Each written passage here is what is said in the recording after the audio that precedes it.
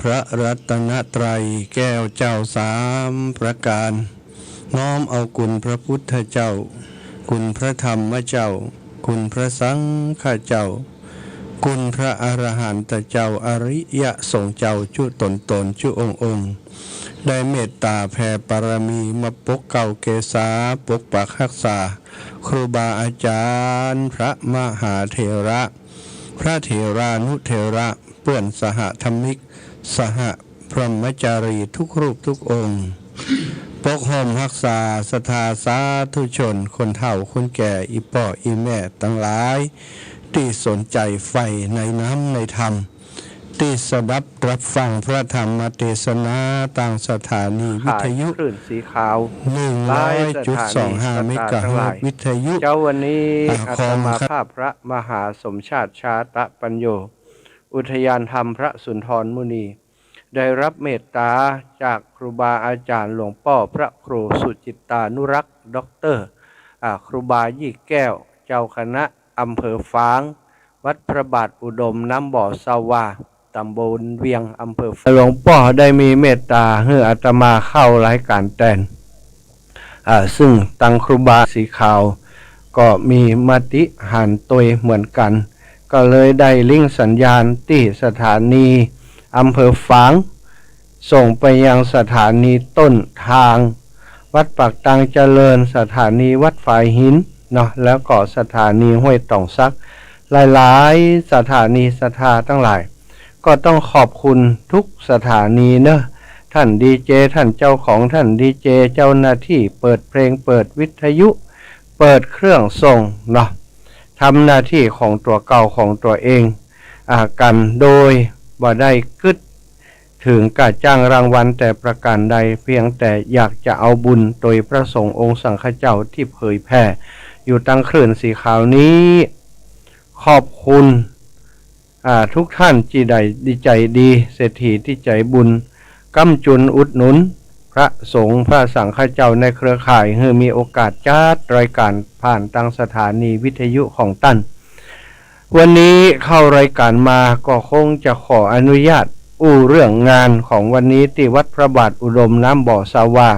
เพื่อกับสถาพี่น้องในพื้นที่ได้รับทราบแล้วก็เครือข่ายคลื่นสีขาวได้ร่วมอนุโมทนาด้วยกันหลวงพ่อวัดพระบาทอุดมน้ำบ่อสาวานี้ศรัทธาหมู่เฮาทั้งหลาย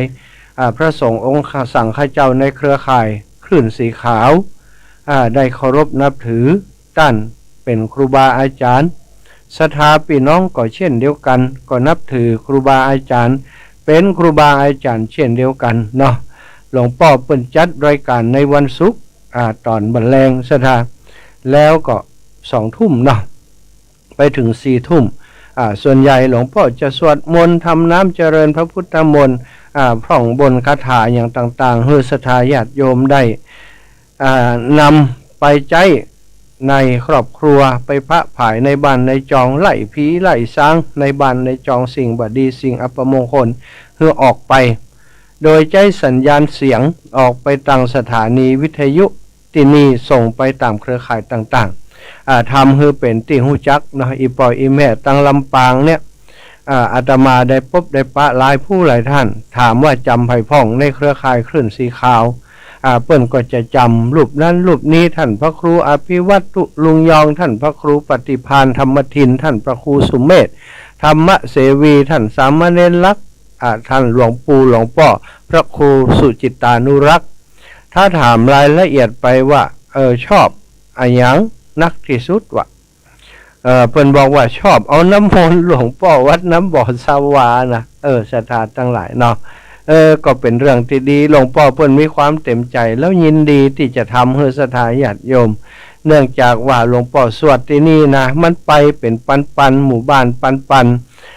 ครัวเรือนทุกหลังคาเรือนได้ยินเสียงแล้วก็เป็นน้ำพระพุทธมนต์อันประเสริฐเอาไปใจประพรมเอาไปจิกินใจดื่มได้อันนี้บางคนก็มีความเชื่อว่าหายโรคหายภัยอยู่ที่ความเชื่อของเฮาเนอะศรัทธาเฮามีศรัทธามีความเชื่อเอาท่าหัวเข่าแข่งขาเอาไปกินเนี่ยบางคนว่าโอ้เจ้าดีขึ้นแต่อาจารย์นี่นะอันนี้เป็นความเชื่อเนาะของแต่ละบุคคลแต่อาตมาก็เชื่อในน้ำพระพุทธมนต์เหมือนกัน มีงานพุทธาภิเษกในงานเฉลิมฉลองอะไรอย่างต่างๆเพิ่นก็เจริญพระพุทธมนต์สวดชัยมงคลคาถาเนี่ยสถาคาถาอาคมที่มีในคาถานั้นมาตั้งแต่โบราณกาลตั้งแต่พระสัมมาสัมพุทธเจ้ายังทรงพระชนอยู่วันนี้ศรัทธาทั้งหลายหลวงพ่อมีงานตั้งแต่ตะวามาแล้วอีกเนาะวันที่22มีนา2565ตะวานี้5ค่ำเดือน6วันอังคารเป็นวันเกิดของหลวงพ่อพระครูสุจิตานุรักษ์ได้มีพิธีในการทักษิณานุปทานกิจนิมนต์พระสงฆ์70รูปมาทำทักษิณานุปทานกิจถวายเพลแด่พระสงฆ์แห่ม100รูปศรัทธาทั้งหลาย11:30 นาทีถึง15 16 17นาฬิกาบุรกะเนาะมีสอบพื้นเมืองห่ำงานวันเกิดของหลวงพ่อห่ำประวัติของหลวงพ่อโดยคุณเลวัตร้องขีเล็กคุณทองซอย9ห้องจากจังหวัดเชียงรายมาห่ำซอขับขานบุตรซอสถาโอ้เป็นดีม่วนกันเนอะเปิ่นออกอากาศไปตั้งบ้านด้วยอีปออีแม่ก็ได้ฟังซอสดๆที่บ้านเนาะอาตมาบ่ได้ฟังด้วยเปิ้นแล้วศรัทธามัวแต่ช่วยครูบาอาจารย์เนี่ยนั้นเนี่ยนี้เนาะภาคค่ำภาคกลางคืนแต่คืนนี้ได้มีการสากัจฉธรรมสากัจฉาสนทนาธรรมโดยเครือข่ายพระนักจัดโดยการในคลื่นสีขาวก็มีตรวจแตนศรัทธาบ่มีครบทั้งหมด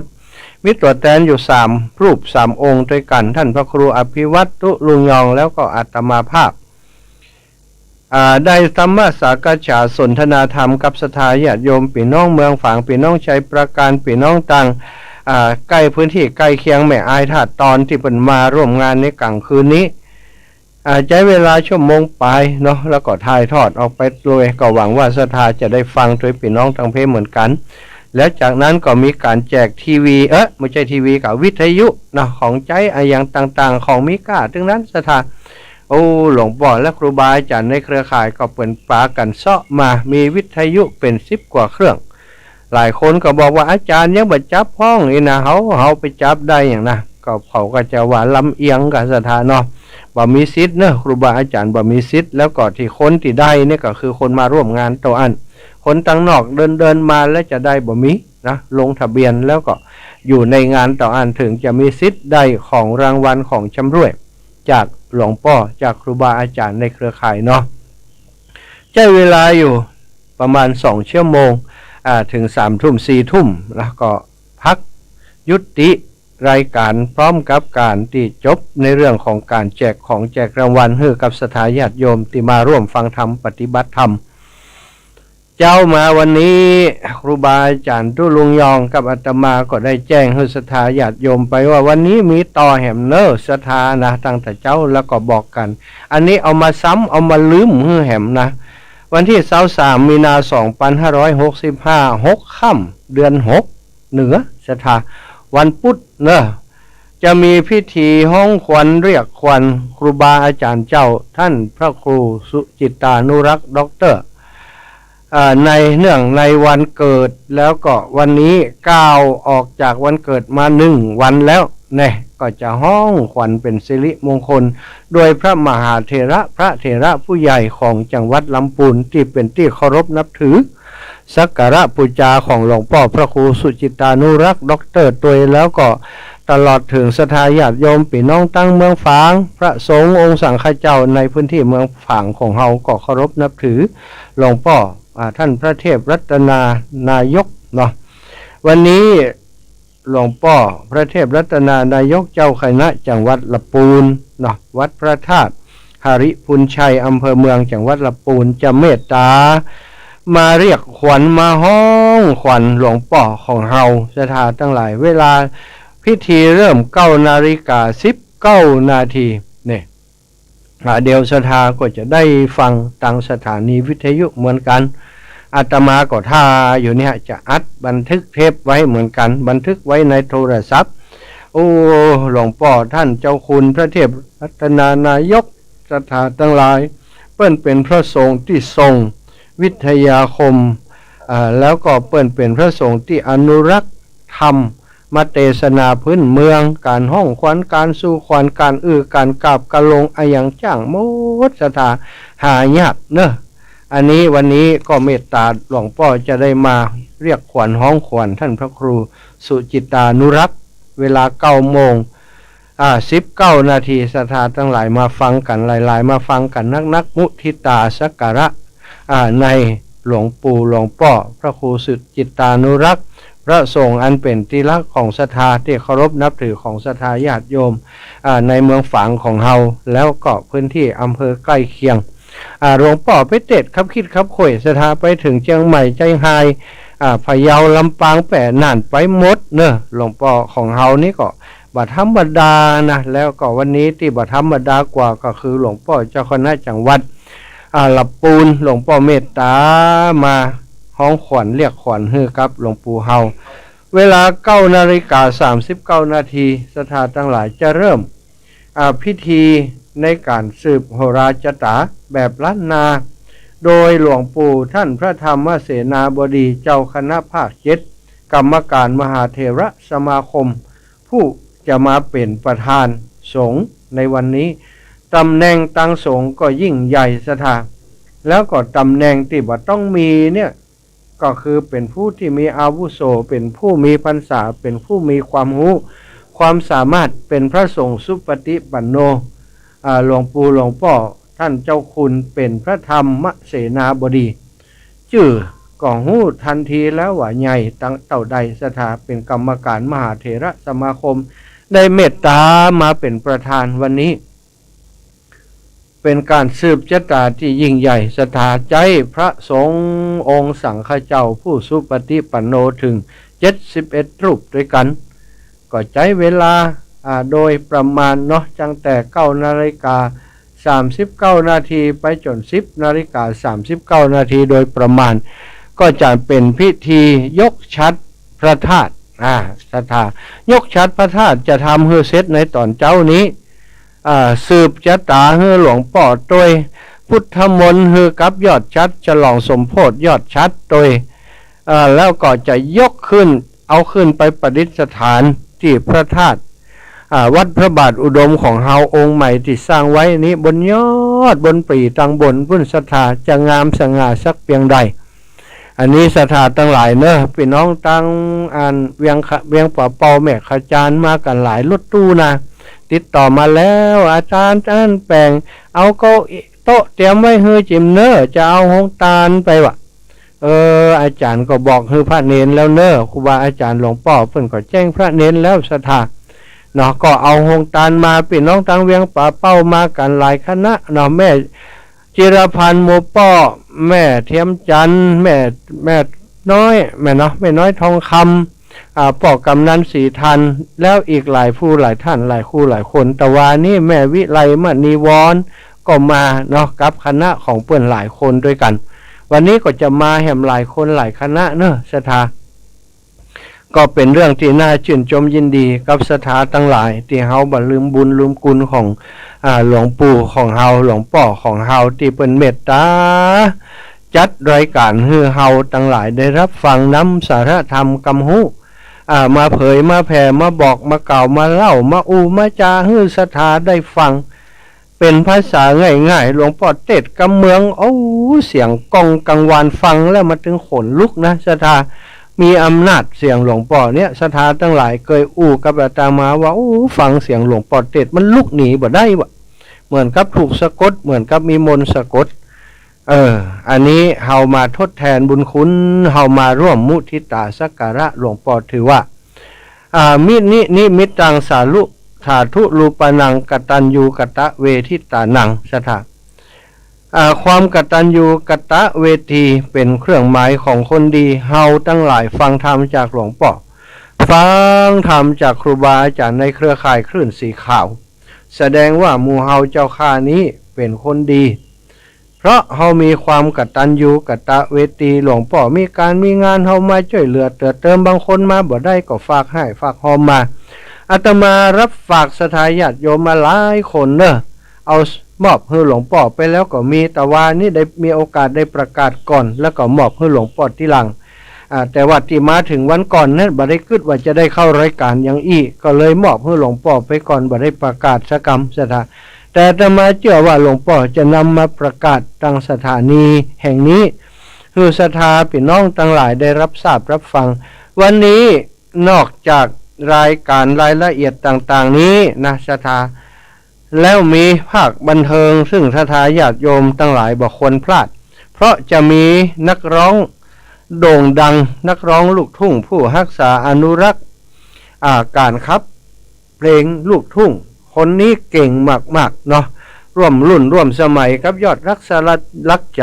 ร่วมรุ่นร่วมสมัยกับสายันสัญญารุ่งเพชรสอนเพชรสอนสุพรรณแม้กระทั่งคุณป่อไวยพจน์เพชรสุพรรณ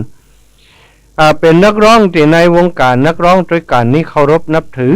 ศรัทธาก็คือคุณเสรีรุ่งสว่างเทพธิดาผ้าสิ้นวันนี้จะมาขับร้องบทเพลงไอ้หยังบ่ฮู้ ก็คงจะมีหลายเพลงที่เกี่ยวกับวัดพระบาทอุดมซึ่งมีการประพันธ์ไว้หลายเพลงศรัทธาคุณเสรีรุ่งสว่างจะนำมาร้องศรัทธาก็เตรียมบันทึกไว้นะถ้าใครมีโทรศัพท์ที่บันทึกใดก็บันทึกไว้ฟังเนาะคุณเสรีรุ่งสว่างจะมาพบปะกับศรัทธาญาติโยมพี่น้องหมู่เฮาตั้งแต่ 11:30 น.เป็นต้นไปจนถึง 15-16 นาฬิกาพุทธศรัทธาอันนี้ก็เป็นข่าวดีเนอะปกติการจะเชิญหรือว่าการไปจ้างนักร้อง